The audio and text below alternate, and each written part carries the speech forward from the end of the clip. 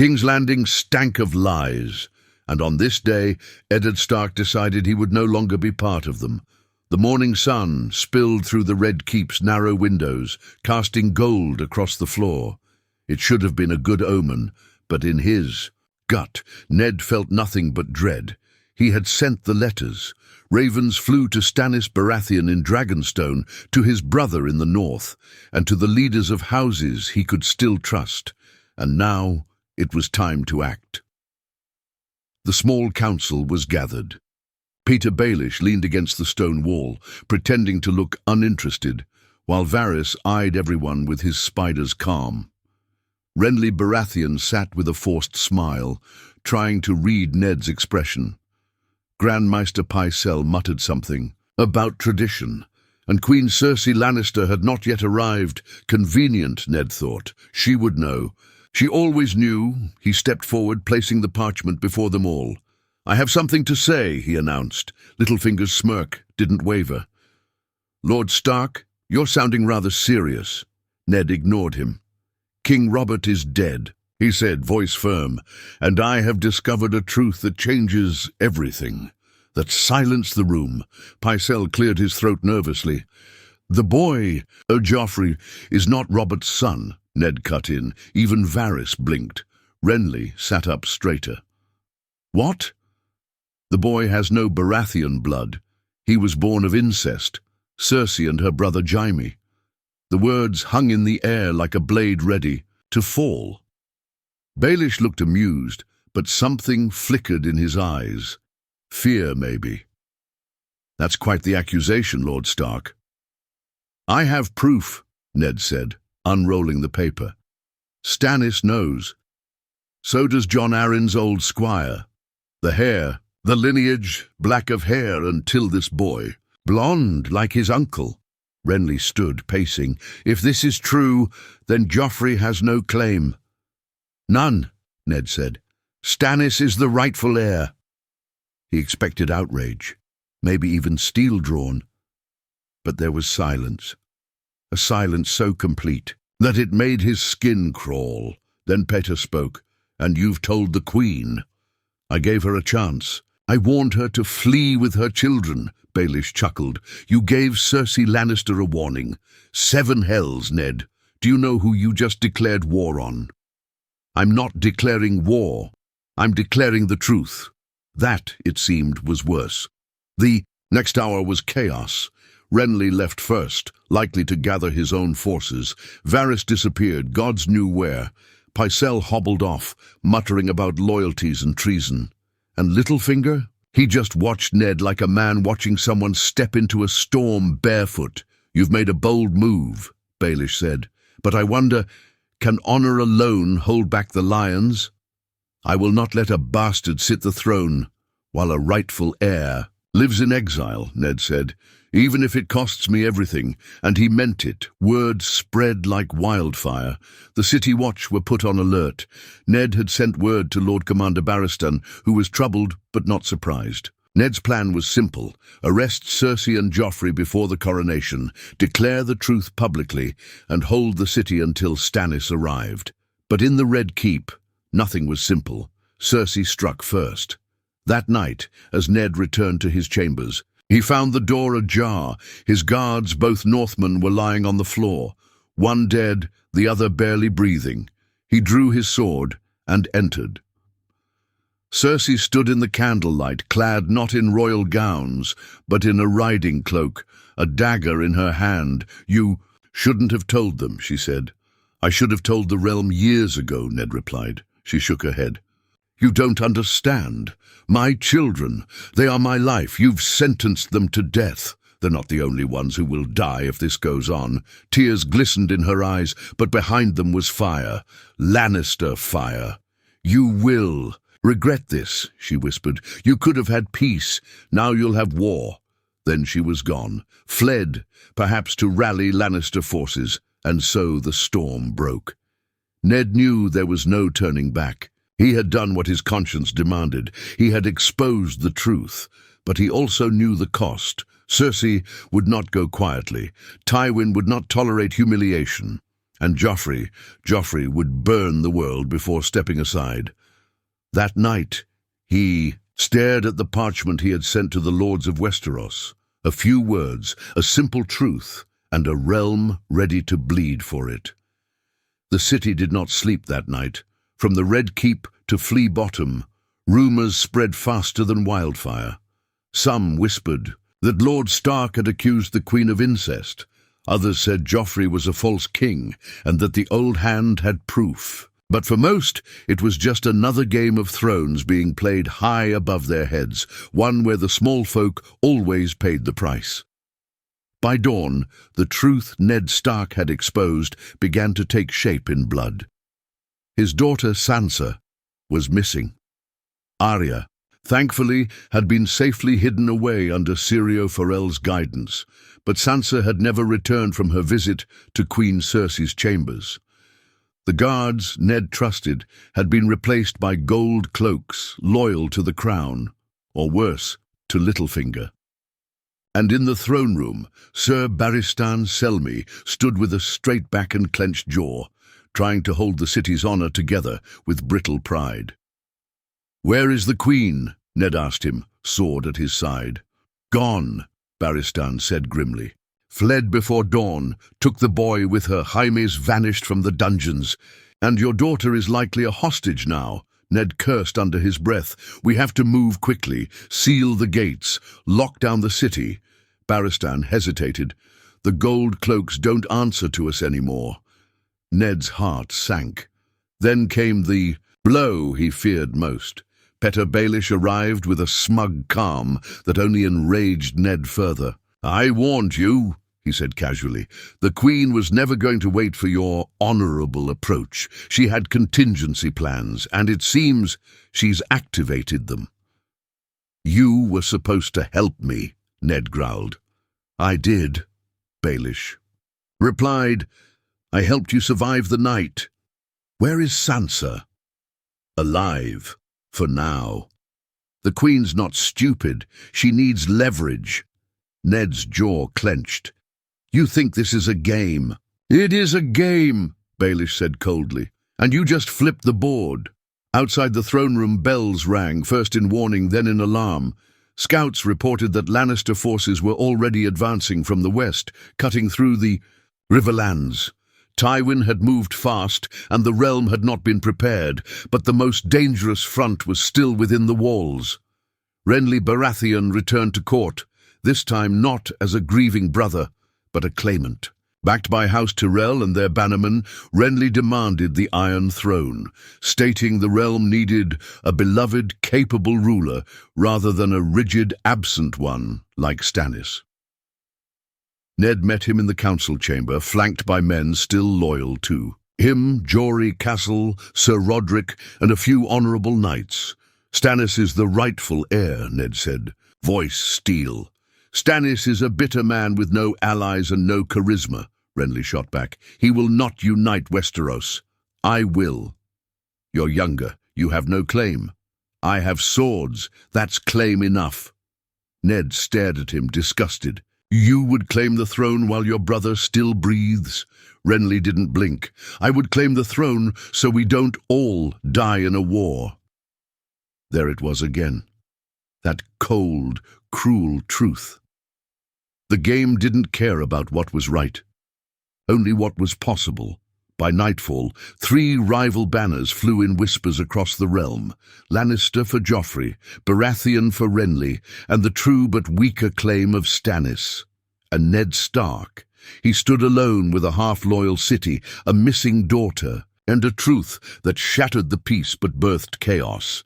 He sent ravens again, one to Winterfell, urging Robb to ready the north, one to Stannis, confirming his support, and another to the Eyrie, hoping Lysa would finally remember who her husband's best friend had been. But each raven felt more desperate than the last. That night, as Ned sat by a dim fire, Arya crept from the shadows, wild-eyed and breathless. "I saw them," she whispered. "The gold cloaks. They were going to kill me. Syrio fought them." Ned pulled her close, holding back the fear that threatened to break his calm. "They took Sansa." "Didn't," They? She asked. Yes, he said quietly. Arya's face hardened. Then we get her back. We kill them all if we have to. Ned looked at his daughter, not a child anymore, not after what she had seen, and realized the game had already changed her, and he hated the world that made it so. He stood, gripping his sword. We start tomorrow. We find allies. We strike. Fast. And gods help them if they think the North will kneel. The truth was out, and it was sharper than any blade. The cold winds of war began to blow, even in the southern heat of King's Landing. By the next morning, the Red Keep had transformed from a palace into a fortress. The hallways buzzed with tension. Men wore armor even at breakfast, and whispers of betrayal followed every footstep. No one knew who to trust anymore, not even Ned Stark. Ravens brought grim tidings. Tywin Lannister had begun his march, burning villages in the Riverlands. Jaime was at his side, freshly escaped and eager for blood. And worst of all, word had come from Dragonstone. Stannis was gathering ships and swords, but slowly. Too slowly. The realm was splitting faster than it could be held together. But Ned had no time to wait for reinforcements. He needed to act, and not just as a lord, but as the protector of the realm. At midday, he stood on the steps of the great Sept of Baelor, flanked by Ser Barristan Selmy, Ser Rodrik, and 20 Northmen. His hand held a parchment sealed with the dire wolf of House Stark. A crowd had gathered, curious, fearful, and restless. Ned raised his voice. I speak today not as the hand of the king, but as a man who owes his loyalty to the truth and to the realm itself. King Robert Baratheon is dead, and the boy Joffrey, who now claims the throne, is not his son. Gasps and murmurs spread like wildfire through the crowd. He is born of incest between Queen Cersei and her brother Jaime Lannister. A woman screamed, a man shouted in disbelief. This is not rumor, this is fact, confirmed and carried in Robert's own words. The rightful heir is Lord Stannis Baratheon, Robert's true brother. I have sent ravens to every great house. The truth will not be buried. By the time he finished, the people were no longer whispering. They were shouting, some in outrage, others in awe. And a few began to chant, hesitantly at first, Stannis! Stannis! But the moment of triumph was short-lived. As Ned descended the steps, a horn blared from the city gates. The gold cloaks had returned, not in alliance but in rebellion. Janos Slynt, commander of the city watch, stood at their front, blade drawn. And behind him rode Peter Baelish, wearing his usual smirk like a second face. You thought they were yours, Littlefinger called, but gold always buys louder loyalty. You swore an oath, Janos, Ser Barristan shouted. I swore to. The crown, Janos sneered, and the crown sits on Joffrey's head until I see another on it. Ned stepped forward. Then you side with bastards and traitors. No, Baelish replied. We side with survivors. And the attack came. Swords clashed in the streets. Northmen fought bravely, but they were outnumbered and surrounded. Ser Rodrik cut down 2 guards before taking a blade to the chest. Ser Barristan fought like a man half his age, holding a dozen off with fierce precision. Arya, hidden in the crowd, watched with wide eyes as blood stained the steps of the Sept where her father had just spoken truth. Ned tried to reach her, but too many came between them. Janos ordered the gold cloaks forward, capturing men alive when they could, slaughtering when they couldn't, and then Ned saw Littlefinger again, this time holding a dagger. You should have trusted me, Ned, he whispered. I did, Ned spat. Littlefinger lunged, but the blade didn't land. Arya, wild and desperate, charged from behind and slashed at Peter with a stolen dagger. He stumbled back, stunned but not dead. A guard grabbed her by the hair and threw her down. Ned moved with everything he had, knocking the man aside. Run! He roared at Arya. Find Syrio! Get out of the city! She hesitated, but only. For a heartbeat, and then she was gone. A dozen blades pressed to Ned's back. The last thing he saw before they forced him to his knees was Littlefinger's bloody smile and the banner of House Lannister rising over the Red Keep. They had taken the city back, but they had not silenced him. Not yet. They didn't kill him. Not yet. Ned Stark awoke in the black cells beneath the Red Keep. The cold stone floor was damp, the air thick with mildew and rat droppings. He'd lost count of how long he'd been there, hours, maybe a day. Pain radiated from his side where a boot had slammed into his ribs. His hands were shackled and blood had dried on his face. But he was alive. That meant something. Footsteps echoed. Torchlight approached. For a heartbeat he hoped it was Ser Barristan or Roderick, but the voice that greeted him was far more familiar and far more dangerous. "Still breathing, Lord Stark," said Petyr Baelish with that same smirk, soft as poison. Ned lifted his head, eyes narrowed. "Here to gloat?" "No," Littlefinger said. "I'm here to offer you a choice." Ned scoffed, the motion hurting his ribs. "There's no choice left. You already made yours." Baelish crouched in front of him. "You think this is over? Joffrey is king now. The city belongs to the lions again. You've lost. But that doesn't mean you have to die." "I won't. Lie for them." Petyr's smile thinned.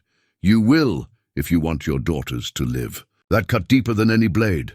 Sansa is in the Queen's chambers, still protected for now. Arya, well, no one knows where she is. Perhaps that Braavosi swordmaster got her out, perhaps not. But if you want even a sliver of hope for them, you will bend." Ned's jaw tightened. "You think honor can be broken that easily?" Petyr leaned closer. "Not broken, just delayed. Say Joffrey is the true king. Say you lied, save yourself, save your girls. Maybe even one day return north with your head still on your shoulders. And all it will cost me," Ned muttered, "is my soul." Baelish stood. "Your soul won't matter much if your blood soaks the steps of Baelor's sept."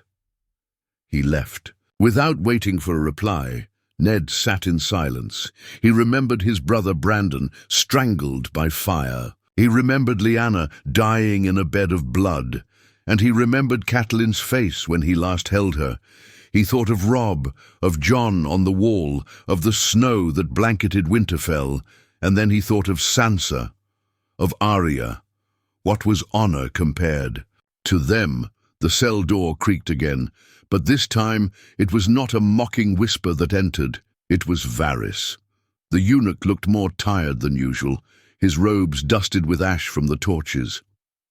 "You did a brave thing, Lord Stark," he said, "and a foolish one." "I imagine those are often the same." Varys gave a small nod. "The realm is bleeding. Joffrey sits on the throne, but not uncontested. Stannis is mustering strength in the east. Renly has disappeared to the south, likely to raise his own banners. War is inevitable now." "It always was," Ned replied. Varys lowered his voice. "But there's a sliver of peace left. Joffrey wants legitimacy. He wants the people to believe his rule is just. If you confess your treason, admit your lies, and bend the knee, he may yet show mercy." Ned stared at him. "He's a boy." Varys's expression hardened. "He's a Lannister boy, and Cersei rules him with fear. If you die stubbornly, they will not spare your daughters. But if you give them what they want, you may walk away." "I give them the truth," Ned said, "and they bury it. You gave the truth. The realm ignored it. Now you must give the lie that keeps them from killing you for it." Ned looked away.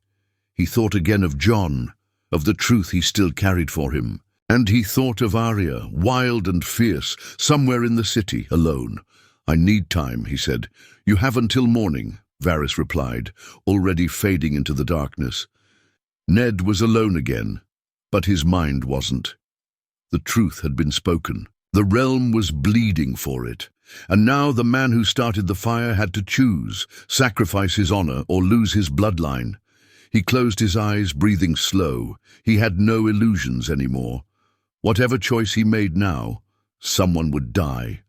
Morning in King's Landing dawned with a bitter wind, unnatural for the southern capital. The sky was cloudless, but the city felt cold, still, expectant, as if the stones themselves knew that something grave was about to unfold. The bells began to toll. Inside the Red Keep, Ned Stark stood at the base of the Sept of Baelor, surrounded by gold cloaks, wrists still bound, but standing tall. His beard was longer, streaked with grey. His eyes were sunken but clear, and before him stretched a crowd the size of a small army, nobles, small folk, beggars and whispers. All had come for the same reason, to see if the wolf would bend or be broken. Above him, seated on the Iron Throne, was Joffrey Baratheon, crowned now officially. Beside him sat Queen Cersei, face carved in stone, and next to her stood the ever-watchful Hound. To the far side, Grand Maester Pycelle adjusted his chains, as if they weighed more than the crown itself, and Varys watched everything silently, from the shadows. Petyr Baelish, of course, looked as if he were attending a play, amused, detached, smug. Sansa sat in the front row of the court, pale, trembling, her eyes swollen from tears. A Lannister guard stood behind her, hand always hovering near his sword. Ned's heart clenched when he saw her. The High Septon stepped forward. "Lord Eddard Stark," he said, his voice echoing off the marble walls. "You stand accused of high treason. Do you wish to make your confession?" The silence was deafening. Ned looked up at the boy on the throne.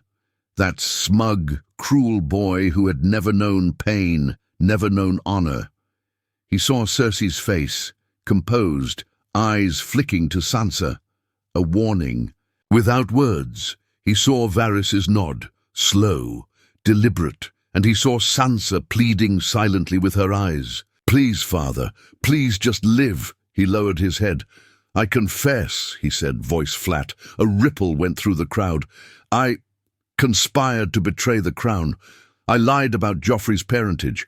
I sought to install Stannis Baratheon in his place. It was treason, and I am guilty." Sansa wept. Cersei gave a small nod, barely perceptible. It was the deal. The script had been followed. He had played his part. Ned took a breath, the words tasting like ash. "I acted out of confusion and grief, and I see now that I was wrong. King Joffrey is the one true heir of King Robert. Long may he reign." The crowd erupted. Some cheered, others booed. Many simply looked confused. Ned looked up, expecting the next line in the play, the royal pardon. But Joffrey stood, and his eyes were filled with fire. "My mother may want mercy," he said, voice shrill with authority he hadn't earned. "But I am the king, and traitors must not go unpunished." Cersei's eyes widened. "Joffrey, no," the boy snapped. "He must die. Let him have the traitor's death. Let his head be taken."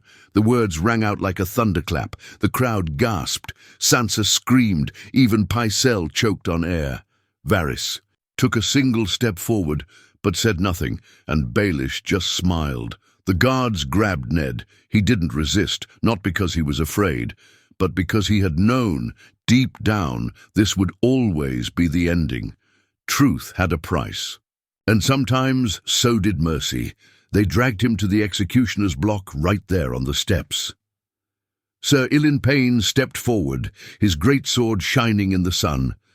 Ned knelt, and as the cold stone kissed his knees, he saw Arya, hidden in the crowd, cloaked, eyes burning. He gave the smallest nod. "Stay strong, run, live." The blade rose, and the truth that once shook a kingdom was about to be buried in blood. The blade fell, but not clean.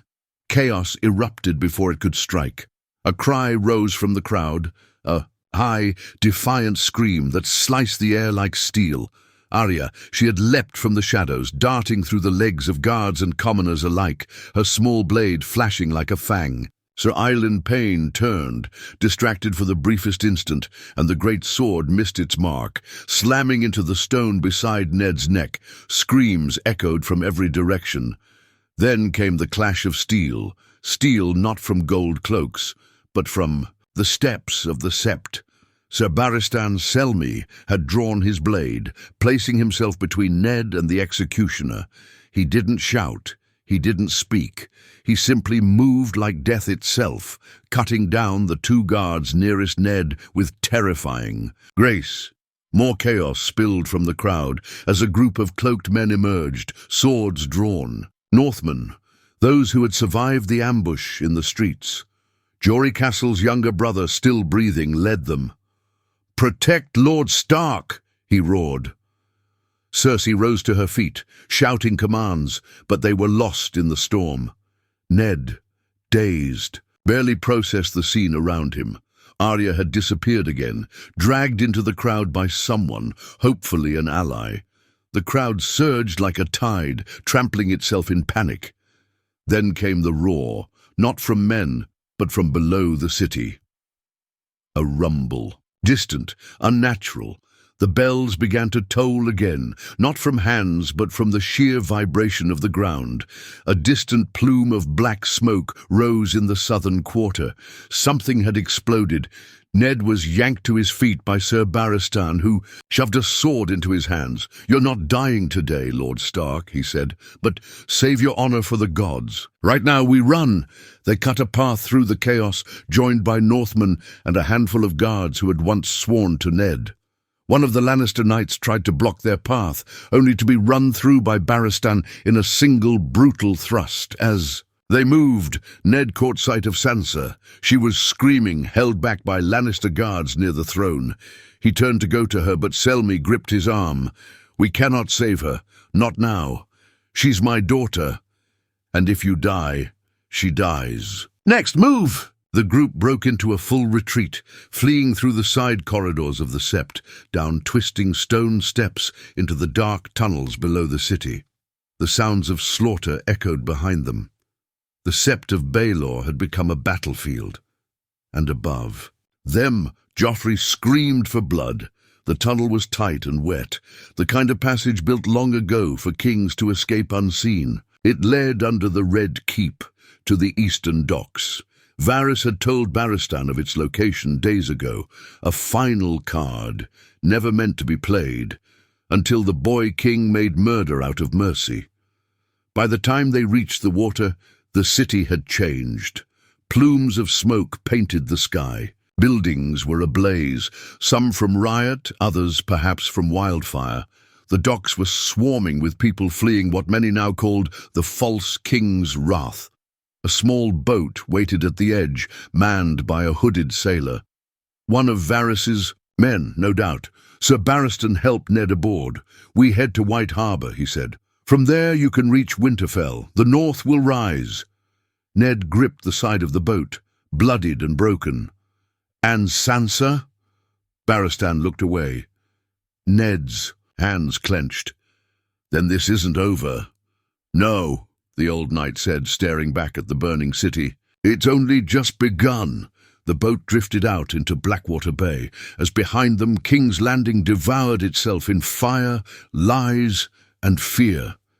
The truth had survived. So had the wolf. But the war was only just waking. The North remembered. By the time Ned Stark reached White Harbour, word of his narrow escape had already beaten him there. Maester ravens, merchants, even sailors spoke of the bloody scene at the Sept of Baelor, the Hand's confession, the near execution, and the rebellion that followed. But what stirred hearts most was the truth. Ned Stark had named Joffrey a bastard before the gods and the realm, and he had lived. In Winterfell, Robb Stark stood taller than the last time his father saw him. His jaw was set in iron, his eyes colder than the snows outside.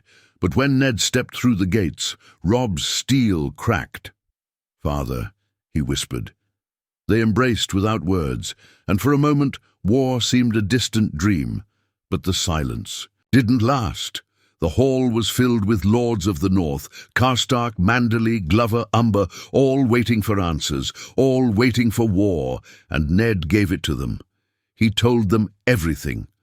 The truth about Joffrey, the treachery in King's Landing, Stannis' claim, Renly's ambition, the Lannisters' deceit, and the blood that had spilled over a lie born of lust and pride. The hall roared with fury. "The Lannisters stole your daughters," roared Lord Greatjon Umber. "They tried to cut off the wolf's head and missed," growled Lord Manderley. "Let's make them regret it." "To Winterfell," shouted the younger bannerman. "To Stark!" But Ned raised his hand. "I will not lead you to war lightly," he said. "I have lived long enough to know that truth alone does not win battles, and blood alone does not build peace. But if we must fight, we will not fight as pawns in another man's game. We will fight as the North." Robb stepped forward, eyes burning. "Then give the order, Father. I'll march with you.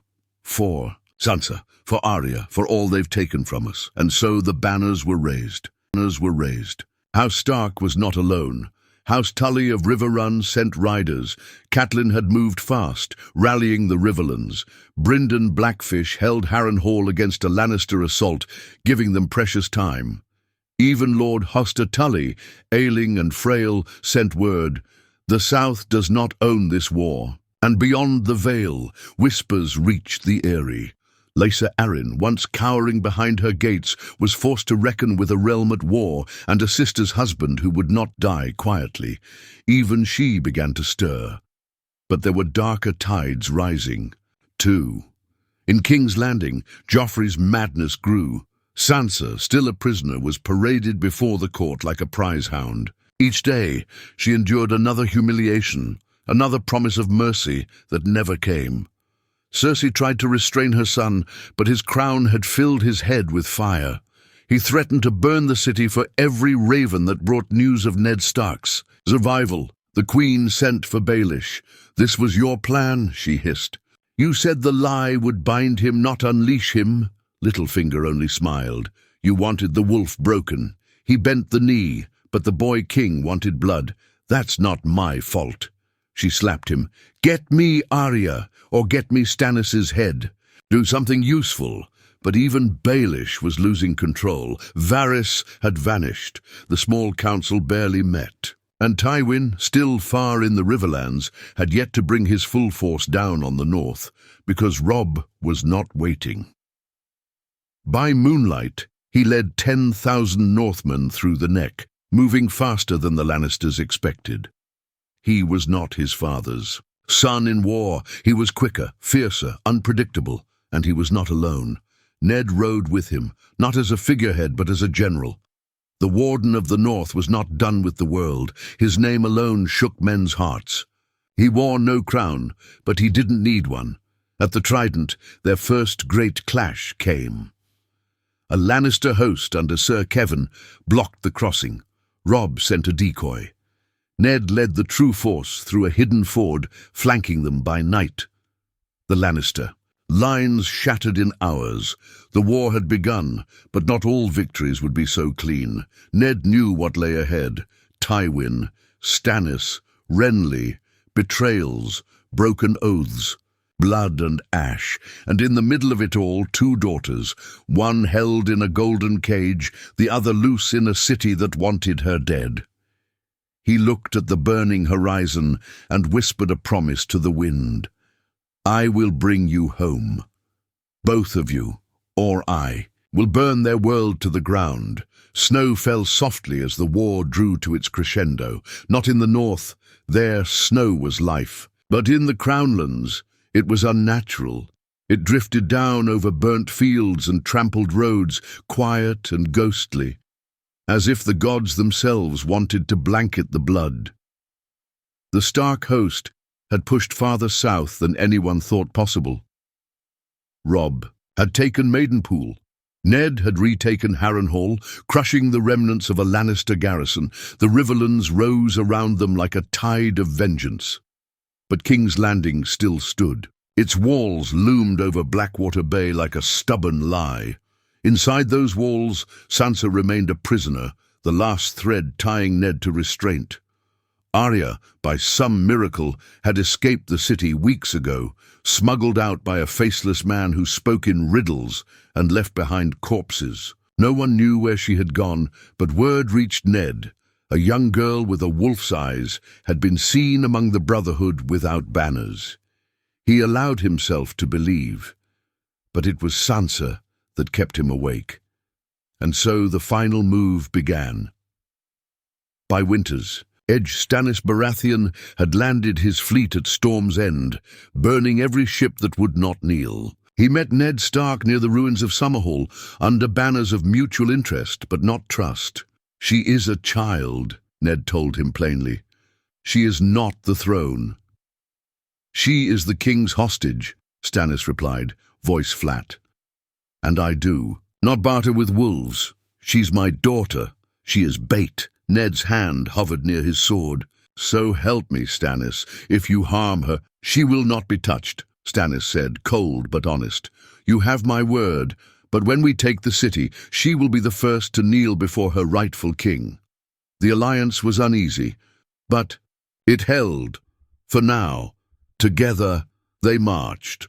The Lannisters panicked. Joffrey screamed for wildfire to be spread through the streets. Cersei tried to flee with Sansa, only to find that Varys had already sabotaged every secret passage out of the Red Keep. The Spider, ever a silent player, had chosen his winner. On the night before the siege, Ned stood on a hill overlooking the city. Robb sat beside him, now battle-hardened, armor scratched and sword-chipped. "Are you ready?" Robb asked. "No," Ned said honestly, "but we're going anyway." The next day the siege began. Stannis attacked from the bay, Ned and Robb from the land. The city, already choking on fear and hunger, fell into chaos. The gold cloaks turned on each other. Flea Bottom erupted in revolt, and somewhere in the confusion, someone, maybe Arya, maybe not, lit fire to the wildfire barrels Joffrey had hoarded. The green flames rose over the southern walls, devouring towers and men alike, and still they pushed at the gates of the Red Keep. Ned Stark led the final charge, Sir Barristan at his side, Robb flanking from the rear. The doors broke beneath a ram bearing the direwolf and the crowned stag. Blood splashed the stone. In the throne room, Joffrey screamed as his world collapsed. Cersei clung to him, sobbing, begging. Sansa stood between them, bruised but unbroken, her eyes hollow with rage. When Ned entered, sword drawn, the boy king raised a dagger and shrieked. Robb knocked it from his hand. Joffrey tried to run. Barristan cut him down. It was not a glorious kill. It was not noble. It was necessary. Cersei lunged at Robb with her bare hands, shrieking like an animal. Ned stopped her with a single strike from the hilt of his sword, not to kill, but to silence. Sansa ran to him, fell into his arms. He held her tight and whispered, "You're safe. It's over." But it wasn't. Not truly. Days later, Stannis sat the Iron Throne. He ruled as a king of law, not love.